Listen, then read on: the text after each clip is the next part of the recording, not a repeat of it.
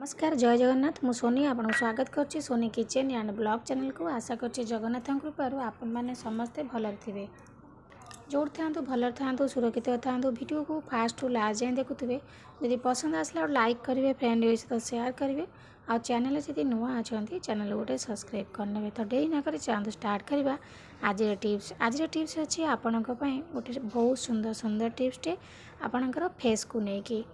आपणकर फेस रे आपको आप सप्ताह को 2 थर लगातु बेसी लगे दरकार नहीं सबुदिन लगे दरकार नहीं देखिए आपणकर चेहरार कमाल आपणकर फेस रा कमाल आपको आप हाथ और पाद बेकर लगे पारे तो चलते डेरी न कर स्टार्ट करवा आज रेमेडी तो से देखो प्रथम जिनस नहीं फेयर एंड लवली स्किन को पूरा हाइड्रेट करे स्किन को ब्राइट करे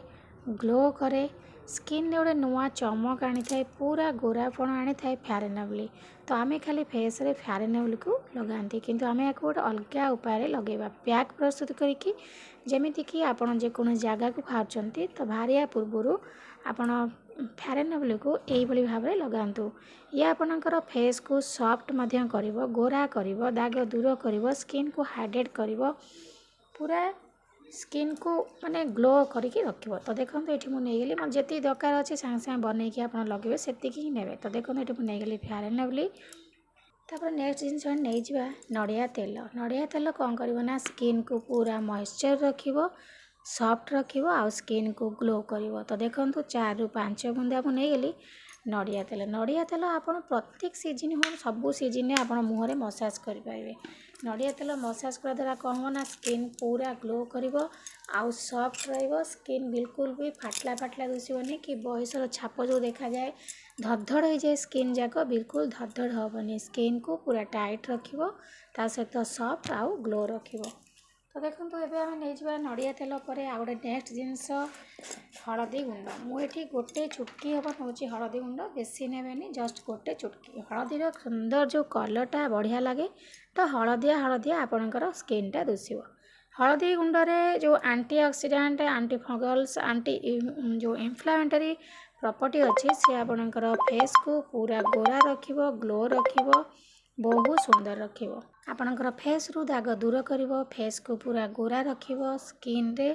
पूरा गोटे नुआ चमक आनीदेव हलदी गुंड तो तापर देखो ये मुझे शैम्पू आपड़ जेको शैम्पू नहीं पारे शैम्पू जस्ट टिके नहीं जावा शैम्पू आपणकर कौन करना जमी थी मैला जाक फेस रु बाहर करी पूरा सफा कर आम भावती शैम्पू खाली आम मुंडे लगाती फेस लगे खराब हे ना कि खराब हेनी कहीं जिते आम मुंडे शैम्पू लगाती शैम्पू पानी जाक सब लिगिड़ी आसिक आम मुहर पड़ी था कौन आम मुँह खराब हो जाए बिल्कुल भी खराब हेनी आपणकर फेस कौन हम ना पूरा सफा देखा मैला को बाहर कर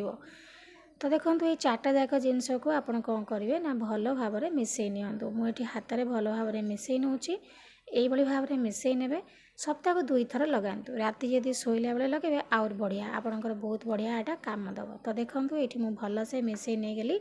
मिसई नहीं सारापर आपणकर फेस रे आप लगे तो मुँह को भल भाव में मुँह को धोई ने धोई सारापर लगे जेको जिनस आप मुहर लगातु मेकअप रखिकी मुहर लगेबे तो मुझे आपन को हाथ में लगे देखी नौची आपड़ यही भाव में हाथ में लगे दिंतु मुहर लगेगी टिके हल्का हल्का करके मसाज करूँ किसी समय मसाज करेंगे मसाजटा बहुत इम्पोर्टाट कहीं मसाज कर द्वारा कौन हम ना आपणकर स्किन भितर को भल से जीव ता सहित डेड स्किन जाक रिमूव हम डेड स्किन रिमूव होकर आपणकर फेस रे गोटे नुआ चमक आनीदेव तो देखो ये मुझे भल भाव में मसाज कर मसाज कर सारापर आपड़ ताको अध घंटा छाड़ी दिंतु अध घंटा पर धोई ने ना रात लगे आप आराम से शोपारे सका धोई ने तो देखो ये मुझे मसाज करने गली आखि तल नाक साइड आप भल से मसाज करेंगे तो ये भाव में मसाज कले भल कम कर तो देखो ये मुझे मसाज करने अध घंटा छाड़ी दूसरी अध घंटा पर आपन को धोईकी देखे नेबी एबे देखो अध घंटा पर मुझे भल भाव में मो हाथ को धोई नहीं गली आपड़ यही भाव में लगे आपणकर मुँह को धोई नियंतु आपड़ देखिपे केते सुंदर भाव में ग्लो कर गोटे थर एत सुंदर ग्लो करुच्ची आप जानीपे केते सुंदर ग्लो कर आप सप्ताह को 2 थर ही लगातु कौन सी फेसियाल ब्यूटी पार्लर जाई मेकअप होगा किसी भी आपको दरकार पड़ोनी यहाँ एत सुंदर आपणकर फेस को रखो ये नड़िया तेल आम जो नहीं आपणकर फेस को पूरा सॉफ्ट रखिबो, पूरा टोनर भली काम करिवो, स्किन को जाक जाक हवाक दबनी, ग्लो करिवो। ता सहित फेयर एंड लवली हळदी गुंड